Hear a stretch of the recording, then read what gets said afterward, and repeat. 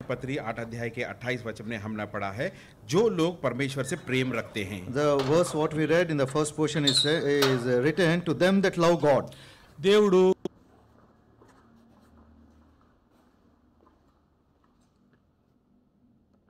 నమ్మకమైనటువంటి వాడు. हम जानते हैं हमारे परमेश्वर विश्वास योग्य परमेश्वर We है know that our God is a faithful God, దేవుడు యథార్థవంతుడు. और हमारे परमेश्वर धार्मिक है। and he is a true God. మనం రెండో వర్తమానంలో చూసాం, యథార్థంగా ఉండేటువంటి వాడే ఆయన సన్నిధికి రాగలడు. हमने दूसरे वर्तमान में देखा है, जो भी खराई जीवन जीकर चाल चलन से चलते हैं वही उनकी सन्निधि में आ सकता है। And in the worship table message we saw that those who live an upright life, they only can come to his presence. కనుక ఆయన యథార్థవంతుడు కనుక మనము కూడా ఆ రీతిగా ఉండాలని ప్రభు కోరుతున్నాడు. और हमारे परमेश्वर पिता धार्मिक है, तो हम भी इसी धार्मिक चाल चलन से रहना, यही उनकी इच्छा है। Because our God is a God of integrity and uprightness, he wants us also to live an integrated life and an upright life. కనుక దేవుణ్ణి ప్రేమించేటువంటి వారు ఎటువంటి వారంటే యథార్థంగా ఎవరైతే జీవిస్తున్నారో వారు మాత్రమే ఆయన ప్రేమించగలరు. और जो लोग परमेश्वर के साथ प्रेम रखते हैं, जो अपने जीवन को खराई जीवन के साथ जी रहे हैं या धार्मिकता से जीवन को बिता रहे हैं, वही परमेश्वर के साथ प्रेम लगा सकते To हैं। them that love God, it means all those who are living an upright life, they can only love God. కనుక మనము ఈ దినాన్న ఈ సమయంలో ఆయన సన్నిధికి చేరువచ్చినామంటే దేవుడు మనల్ని పిలిచినాడు గనుక, ఆయన సంకల్పము చొప్పున పిలువబడినటువంటి వారు గనుక మనం ఆయన సన్నిధానంలో కూర్చున్నాం. और इस समय में, आज के दिन, इस शाम के समय में इस तरह से परमेश्वर की उपस्थिति में आकर हम इस तरह से बैठ सके हैं, क्योंकि परमेश्वर ने हमें चुना है, उन्हें हमारे प्रति उन्होंने प्रेम को जताया है, इसीलिए आज हम यहाँ पर आकर बैठ पाए। Beloved, we all are sitting in his God's presence. The reason is that he has called us, and not only that, he has called us with a purpose. కనుక దేవుని ప్రేమించు వారికి అనగా ఆయన సంకల్పం చొప్పున పిలువబడిన వారికి, और यहाँ पर हमने देखा है, जो परमेश्वर के साथ प्रेम रखते हैं और उनके लिए सब बातें मिला, जो उनकी बुलाहट को स्वीकार किए हैं। Here what we read, to them that love God, to them who are called according to his purpose. చూడండి, మనం ఈ మాటను ఆధారం చేసుకుని ఒక వ్యక్తిని మనం చూస్తాం. इस वचन को आधार लेते हुए एक व्यक्ति के बारे में हम ध्यान मनन करेंगे। And keeping this verse as a base, we shall see one character from the word of God.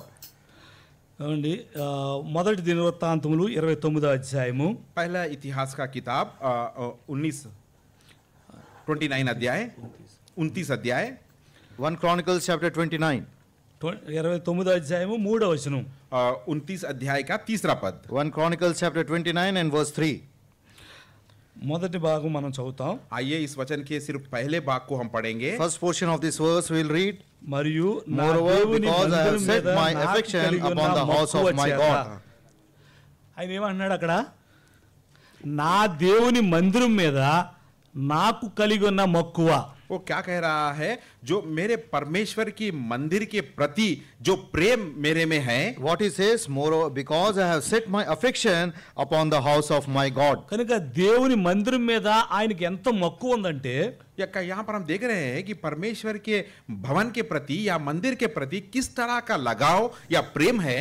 Here we see that a man is having such an affection towards the house of God. చూడండి, 2వ వచనము మొదటి భాగంలో మనం చూస్తాం. और दूसरे वचन के पहले भाग में हम ये बात को पाते हैं। And that affection we can see in the same verse 29, verse 2, first part. రండి చదువుదాం. आइए पढ़ते हैं। Come, let's read. నేను Now I have prepared with all my might for the house of my నా God. దేవుని మందిరమునకు కావాల్సిన वस्तुओं की ఆయన ఎలా ప్రయాసపడ్డాడంట? यहाँ पर किस तरह का वो श्रम उठाया Or how he has labored for this. బహుగా ప్రయాసపడ్డాడు. और बहुत ही अपने शक्ति भर उसने प्रयास किया। He has labored with all his might. కనుక ఆయన యథార్థవంతుడు కనుక ఆయన ప్రేమించేవారు కూడా యథార్థంగా ఉండేటువంటి వారు ఉంటారు. और परमेश्वर हमारे धार्मी है, तो जो उनके प्रति प्रेम लगाते हैं वो भी धार्मिकता से रहते हैं। Our God is a righteous God, so in the same way those who love him, they are also righteous and they are upright. అంటే ఇప్పుడు మనం ఏ రీతిగా ఉండాలి? और अब हमें किस तरह से रहना है? Now how we need to live? రక్షింపబడి సంవత్సరాలు గడుస్తున్నాయి. उद्धार पाकर कई साल बीत गए। After being born again, many years have been passed away. మన జీవితం ఏ రీతిగా ఉంది? और हमारा जीवन किस तरह से है? How is our spiritual life? ప్రభు దగ్గరికి మనల్ని తీసుకెళ్లేదిగా ఉందా? क्या हमारे जीवन को हम प्रभु के सामने, परमेश्वर के सामने ले जा सकते हैं? Beloved, am I leading such a life which can take me to my Lord? కనుక రక్షింపడినామని చెప్పుకుంటూ మన యొక్క జీవితాన్ని ప్రభువుకు దూరంగా ఉంచేటువంటి వారు ఉన్నామా? और किस तरह से हम जी रहे हैं? हम कह रहे हैं कि हमने उद्धार पाया, लेकिन हमारा जीवन परमेश्वर से काफी दूर है. Or we are living such a life saying that I am born again, but I am going away, far away from my Lord. నిజంగా నీవు నేను దేవుడు ప్రేమించే వారి లిస్ట్ లో ఉంటే గనక యథార్థంగా ప్రవర్తించేటువంటి వారు ఉంటాం. अगर हमने परमेश्वर को प्रति प्रेम लगाने वाले के लिस्ट में या उस पट्टी में हमारा नाम है, तो हम भी परमेश्वर को धार्मिकता से प्रेम करने वालों में से पाए जाएंगे. Beloved, if my and your name are found in that list who love God, we shall live an upright life. కనుక దావీదు దేవుని ఎంతగా ప్రేమించినాడంటే బహుగా ప్రయాసపడ్డాను అంటున్నాడు. यहाँ पर हम देख सकते हैं दाऊद ने परमेश्वर के प्रति इतना प्रेम को जताया कि उसके प्रति कई सारे प्रयास वो उठाया. And here we see David loved God so much that he has labored in a mighty way for his work. ఆయన చిన్నప్పుడు ఆయన బాలుడుగా ఉన్నప్పుడే, जब वो बचपन में ही था, when he was a young boy, అప్పుడే ఆయన ఏమంటున్నాడంటే చూడండి, మొదటి సమూయేలు 17వ అధ్యాయము. देखिए वो क्या कह रहा है. पहला समूएल का किताब 17 अध्याय में 1 Samuel and verse 17, what he says. చదువుదామా? आइए पढ़ते हैं. पहला Shall we समूएल read का that? किताब, पहला समूएल 17 अध्याय 47వ వచనం. उसका 47 वचन. 47 చదువు. అప్పుడు And all the yes, assembly shall know that the Lord saveth not with sword and spear, for the battle is the Lord's, and he will give you into our hands. చూడండి, అదే మరలా 44వ వచనం ఆఖరు మాట. 44 वचन के आखिरी भाग को And यही अध्याय में verse 44, last portion. నీవు తిరస్కరించిన ఇశ్రాయేలు సైన్యాధిపతియగు యెహోవా పేరట నేను వచ్చుచున్నాను. और यहाँ पर कहा गया कि तू जिस परमेश्वर को तूने टुकराया है, उस परमेश्वर के नाम से मैं आ रहा हूं. And in English verse 45, I come to thee in the name of the Lord of hosts, the God of the armies of Israel, whom thou hast defied. క్షమించండి, 45వ వచనం. माफ कीजिएगा, ये बात हम 45 में पाते हैं. అని ఆయన ఏమంటున్నాడు అక్కడ, నీవు తిరస్కరించిన. और तू जिसे ठुकराया है, Whom thou hast defied. దేవుణ్ణి లోకమంతా తిరస్కరించింది. परमेश्वर को सारी संसार ने ठुकरा दिया. We see, beloved, the world has rejected Lord Jesus. కారణం ఏంటో తెలుసా? उसका कारण क्या है? आप What is जानते the हैं? reason? నిన్ను నన్ను రక్షించడం కోసం ఆయన చేసిన ఆ బలియాగాన్ని బట్టి వారు ఆయన ఏం చేసినారు? తిరస్కరించారు. उन्होंने जिस तरह का प्रेम हमारे प्रति जताकर जिस तरह से हमें उद्धार दिया है, उसके प्रति लोगों ने उन्हें क्रूस पर चढ़ा दिया. By sacrificing himself, the salvation what he has rendered to you and me, by seeing that sacrifice, they have rejected him. ఇంకేమన్నారు తెలుసా ఆయన్ని? और प्रभु यीशु मसीह को उन्होंने क्या कहा? And what more they said about him? దయ్యం పట్టినటువంటి వాడు అన్నారు. और वो कहा कि इससे शैतान ने पकड़ा इसे. He has been filled with devil. ఇప్పుడు మనం కూడా భక్తిగా ఉన్నప్పుడు లోకం ఏమంటా తెలుసా? जब हम भी भक्ति के साथ या भय भक्ति के साथ रहते हैं, तो इस संसार के लोग क्या कहते हैं हमें? When we try to live a godly life, what the world will say? వీడిని పట్టుకున్నారు వాళ్ళు. वो कहते हैं कि कुछ लोगों ने इसे पकड़ लिया. Somebody they have caught hold of him. కదా, మనల్ని ఆ రీతిగా అంటారు. ఎందుకంటే మన భక్తిని చూసి వారికి ఎలా ఉంటది, అది వారికి వెరితనంగా ఉంటది, కానీ మనకి ఎటువంటిది అది శక్తి అయి ఉన్నది అది. और हमारे भय, डर, भय और भक्ति को देखकर वो लोग क्या सोचते हैं कि ये उसे कुछ वो लोग डरे हुए जैसा हमें देखते हैं, लेकिन हमें तो वो बहुत ही अच्छा और भलाई जीवन देने वाला है. Beloved, our fear of God and our godly life, for them it is like foolishness, but for us it is great strength. ఇప్పుడు మనం ఆయన ప్రేమిస్తున్నాం కనుక యథార్థవంతులమే.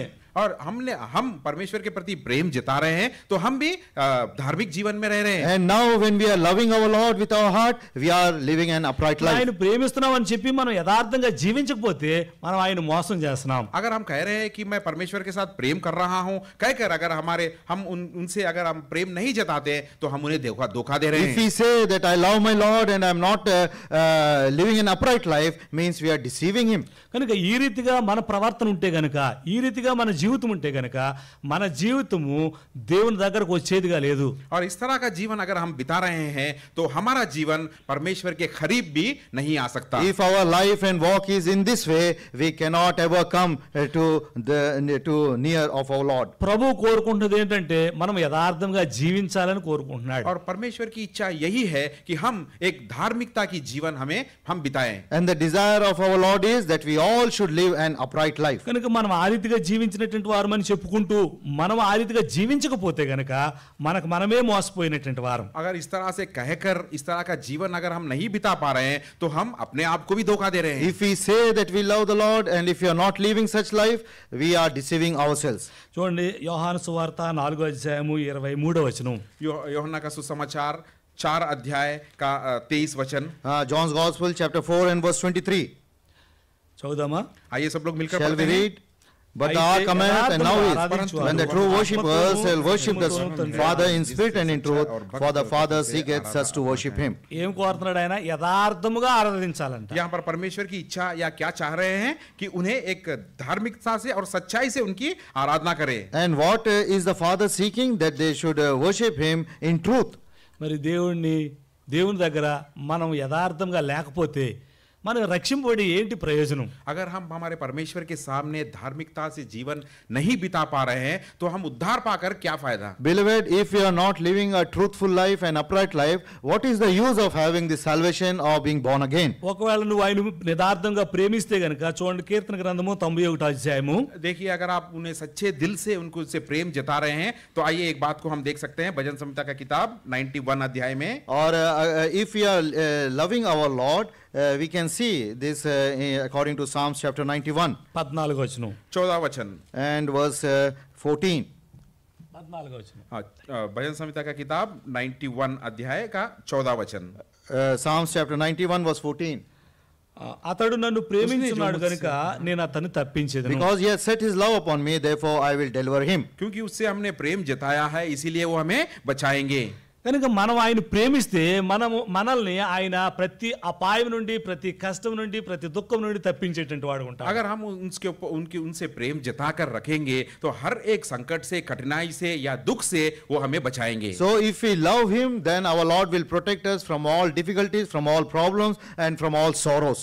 కనుక మనము ఆయన ప్రేమిస్తున్నామని చెప్పి ఆయన ప్రేమించకపోతే గనక మనం వీటన్నిటిని కష్టాలన్నింటినీ తెచ్చుకునేటువంటి వారముగా ఉంటాం. अगर हम कह रहे हैं कि परमेश्वर से हम प्रेम जता रहे हैं कहकर इस तरह का जीवन अगर हम नहीं बिता रहे हैं तो यहाँ पर जो बातें हमने पढ़ा है ये सारे संकटों को हम खुद मोल ले रहे हैं. Only for name's sake we are saying that we love our Lord and will not follow him properly, then all these problems, difficulties, sorrows we are bringing upon ourselves. చూడండి న్యాయాధిపతులు 5వ అధ్యాయము 31వ వచనం. न्यायियों का किताब 5 अध्याय का 31 वचन. Judges chapter 5 and verse 31. రెండవ భాగం, दूसरे भाग, second portion. ఆయనను ప్రేమించువారు, చదువుదాం అందరం కలిసి చదువుదాం. सब लोग मिलकर पढ़ेंगे परंतु उसके ఆయనను ప్రేమించువారు బలముతో ఉదయించు సూర్యుని వలె నుందురు. सूर्य के समान. ఇప్పుడు మనం దేవుని ప్రేమిస్తే మనం ఏ రీతిగా ఉంటాం? देखिए अगर हम परमेश्वर के साथ प्रेम को जता रहे हैं तो हम किस तरह से रहेंगे? Now according to this verse, if we love our Lord, how shall we be? న్యాయాధిపతులు 5వ అధ్యాయము 31వ వచనం. न्यायियों का किताब 5 अध्याय का 31 वचन, दूसरा भाग. Judges chapter 5 and verse 31, second portion. ఇప్పుడు మనం ఆయన ప్రేమిస్తే, సత్యముగా ఆయన ప్రేమిస్తే గనక, నిజముగా ఆయన ప్రేమిస్తే గనక, యథార్థముగా ఆయన ప్రేమిస్తే గనక మనం ఉదయించు సూర్యుని వలె ఉంటాం. अगर सच्चाई से, धार्मिकता में, सच्चे दिल से अगर हम उन्हें प्रेम करते हैं, उनसे प्रेम जताते हैं तो हम किस तरह से रहेंगे कि एक उदय होता हुआ सूर्य के समान रहेंगे. And beloved, if we love our Lord truthfully in upright way with our whole heart, we shall be like the sun who shines forth more and more. కనుకనే అక్కడ రోమీయులకు రాసిన పత్రిక 8వ అధ్యాయం 28వ వచనం స్టార్టింగ్ లో ఏమని ఉందంటే దేవుని ప్రేమించు వారికి అని ఉంది. और इसीलिए रोमियो की पत्री 2 अध्याय के 28 वचन में हमने क्या पढ़ा, वहां पर क्या लिखा है? जो परमेश्वर से प्रेम रखते हैं. And what we read in Romans chapter 8 and verse 28 first portion, to them that love God. ఇప్పుడు తర్వాత మనం దాన్ని కనుక కంటిన్యూ చేస్తే మేలు కలుగుటకై సమస్తమును సమకూడి జరుగుచున్నాయి. और इसके नीचे के बातों को जब हम पढ़ते हैं तो वो सारी बातें उनकी भलाई के लिए ही होती है. And further it says that all things will work together for good for them. కనుక ఈ రీతిగా మన జీవితం ఉందా లేదా? क्या इस तरह से हमारा जीवन है या नहीं? Beloved, is our life in this way or not? మనం చూసినటువంటి దావీదు జీవితంలో కూడా మనం అది చూడగలం యథార్థత. हम दाऊद के जीवन में भी हम देख पाते हैं किस तरह का धार्मिक जीवन उसने बिताया. And in the life of David we can see that uprightness and that truthful life. కనుక మన జీవితంలో రక్షింపబడిన మన జీవితంలో అది ఉందా లేదా? क्या उद्धार पाए सो हमारे जीवन में या इस धार्मिकता है या नहीं? And we, those who are born again or received that salvation, is that uprightness or truthfulness is found. ఇక్కడ కూర్చున్నటువంటి వారిలో ఇప్పటికీ ఇంకనూ ఎవరైనా దేవుని ఎరుగుకుంటే గనక, అనగా మీ సొంత రక్షకంగా అంగీకరించకపోతే ఇదే మిక్కిలి అనుకూల సమయం, इदे रक्षण दिनों. अगर यहाँ पर जो बैठे हैं भाई बहन आज तक प्रभु यीशु मसीह को हमारे अपने उद्धारकर्ता कहकर नहीं ग्रहण किए तो यही सही समय है और यही सही जगह है. And beloved, those who are sitting here till now, they haven't accepted Jesus Christ as their personal savior, so this is the time, this is the appropriate time to accept him. కనుక దేవుణ్ణి నిన్ను సంధిస్తే, ఈ సమయంలో నీవు సంధిస్తే నువ్వేం చెప్పగలవు? अगर इस समय में परमेश्वर आपके पास आ रहे हैं या आपसे इस सवाल को पूछ रहे हैं तो आपके पास क्या जवाब है? And now at this moment, if Lord is coming to you and asking you, what shall you answer him? ప్రియులారా, దాన్ని పోస్ట్ పోన్ చేయొద్దు, వాయిదా వేయొద్దు. प्रियों, इस बात पर ध्यान दीजिए. इस उद्धार के बारे में इस बात को अगर परमेश्वर आपसे बात कर रहे हैं तो इसे नहीं टालना. If Lord is speaking to you according to the word of God, please don't postpone regarding the salvation. ఒకవేళ ఈ దినాన నువ్వు నూతనంగా వచ్చి ఉండొచ్చు ఇక్కడికి. शायद हो सकता है आज पहली बार इस जगह में आप आए हो. Maybe this is the first time newly you have come to this assembly or the fellowship. కానీ ఎవరో పిలిచారని నువ్వు వచ్చావని అనుకోవచ్చు. కానీ शायद आप सोच रहे होंगे कि कोई भाई ने मुझे ले आया या किसी भाई को कहने से मैं यहाँ पर आया. You may be thinking that I have come here because some of my friends or brothers, they have invited me. కనుక ఇక్కడ ఏమో రోమీయులకు రాసిన పత్రిక 8వ అధ్యాయము 28వ వచనం రెండో మాటలో ఏం రాయబడి ఉందంటే, यहाँ पर क्या लिखा गया? रोमियो की पत्री 8 अध्याय के 28 वचन के दूसरे भाग में क्या लिखा गया? But what is written in Romans chapter 8 and verse 28? ఆయన సంకల్పము చొప్పున పిలువబడిన వారికి, और उनके इच्छा के अनुसार जिसे बुलाया गया. Second portion, all those who are called according to his purpose. ఎవరో పిలిస్తే ఇక్కడికి రాలేదు మీరు. कोई कहने से या कोई बुलाने से आप यहाँ पर नहीं आए. You are not present here or come here that somebody has called you, invited you. ప్రభు చిత్తములో మీరు ఉన్నారు, ప్రభు సంకల్పంలో మీరు ఉన్నారు గనుక ఈ దినాన ఇక్కడికి రాబడినారు. परमेश्वर के इच्छा में आप थे, आप है, इसलिए आज इस स्थान पर आप You are in the will and purpose of God. That's why today you are found in his presence. ఎరిగినటువంటి వారమై, గుర్తించినటువంటి వారమై, ప్రభు యథార్థవంతుడు, ప్రభు సత్యవంతుడు, మనం కూడా ఆ రీతిగా ఉండాలని మనం ఆయన దగ్గరికి రావాలి. और ये बात को जानते हुए, इस बात को मानते हुए कि हमारा प्रभु धार्मिक है कहकर इस बात को मानते हुए उनके पास आना है. And knowing that our Lord is upright, true God, we should come unto him in that ఒకవేళ way. నువ్వు ఆ రీతిగా ప్రేమిస్తే గనుక నీ జీవితంలో నువ్వు సంతోషించే వాడు ఉంటావు. और इस तरह से आप परमेश्वर के साथ प्रेम करते हैं तो अपने जीवन में आप आनंद और संतोष के साथ रहेंगे. Knowing all these things and loving the Lord, you shall find happiness in your life. చూడండి, కీర్తన గ్రంథము 5వ అధ్యాయము 12వ వచనం ఆఖరు భాగం. देखिए भजन संहिता का किताब 5 अध्याय के 12 पद के अंतिम भाग में, Psalms chapter 5 verse 12, last portion. కలిసి చదువుదామా? All together please. सब लोग मिलकर पढ़ेंगे. For thou, Lord, నీ will bless నామమును the ప్రేమించువారు righteous, with నిన్ను favor గూర్చి will thou ఉల్లసింతురు. compass him. అటువంటి ఉల్లాసం నీకు కావాలనుకుంటే గనక, అటువంటి ఆ సంతోషం నీకు కావాలనుకుంటే గనక దేవుని నువ్వు చేర్చుకో, యేసు ప్రభువును నీ సొంత రక్షణగా అంగీకరించు. और इस तरह का आनंद और इस तरह की भलाई अपने जीवन में आप पाना चाहते हैं तो प्रभु यीशु मसीह को अपने उद्धारकर्ता कहकर मान लीजिए और अपने हृदय में उन्हें ग्रहण कीजिए. Psalms chapter 5 verse 11, last portion. Let those all who love thy name be joyful in thee. If you want such joy and happiness, today you accept him as your personal savior. కనుక మనం చదివాం రోమీయులకు రాసిన పత్రిక 8వ అధ్యాయం 28వ వచనం, దేవుని ప్రేమించు వారికి, అనగా ఆయన సంకల్పం చొప్పున పిలువబడిన వారికి. और हमने पढ़ा है कि रोमियो की पत्री 8 अध्याय के 28 वचन के पहले भाग में हम जो लोग परमेश्वर के साथ प्रेम रखते हैं और उनके इच्छा के अनुसार बुलाए हुए, As we read in Romans chapter 8 and verse 28, to them that love God, to them who are called according to his purpose. కనుక ప్రియులారా, ఎవరైతే దేవుణ్ణి ఎరగలేదో వారు దేవుని ఎరగమని ఈ యొక్క వాక్యం మీకు చెప్తుంది. और आज तक जो प्रभु यीशु मसीह को नहीं ग्रहण किए हैं तो परमेश्वर का वचन आपसे बातें कर रहा है और आपसे कह रहा है कि उन्हें स्वीकार कीजिए. Until now, anybody haven't accepted Jesus as their personal savior, this word is inviting you and calling you to accept him as your personal savior. ఎవరైతే రక్షింపబడినారో, ఎవరైతే దేవుని ఎరిగినారో, ఎవరైతే దేవుని అంగీకరించినారో వారికి ఏంటంటే నీ యొక్క జీవితం దేవుని ప్రేమించే విధానం ఏ రీతిగా ఉందో పరీక్షించుకోమంటుంది. और जो विश्वासी है, जो परमेश्वर को उद्धारकर्ता कहकर ग्रहण किए हैं, तो उनसे ये वचन बातें कर रहा है कि आपके जीवन किस तरह से है, क्या धार्मिकता में रहकर परमेश्वर के साथ आप प्रेम जता पा रहे हैं. And those who are believers and accepted Jesus as their personal savior, in loving the Lord, how is my and our life? కనుక మనకు మనమే పరిశీలన చేసుకోవాలి.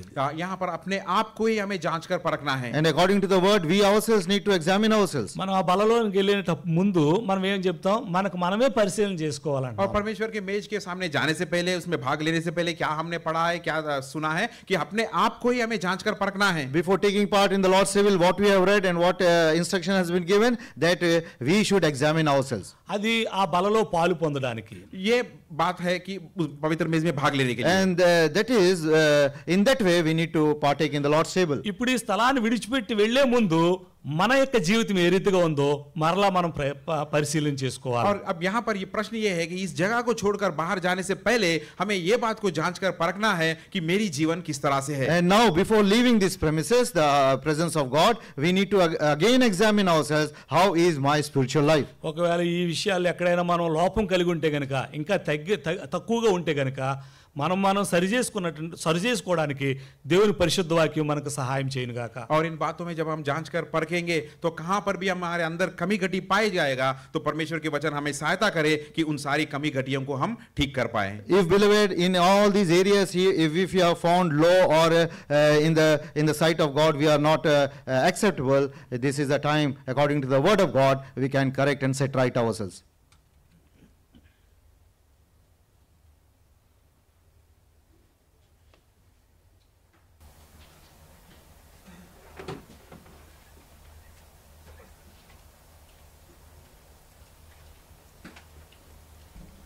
మనమందరం లేచి నిలబడి మన కానుకలతో ప్రభుని మహిమపరచుదాం. Will all stand up.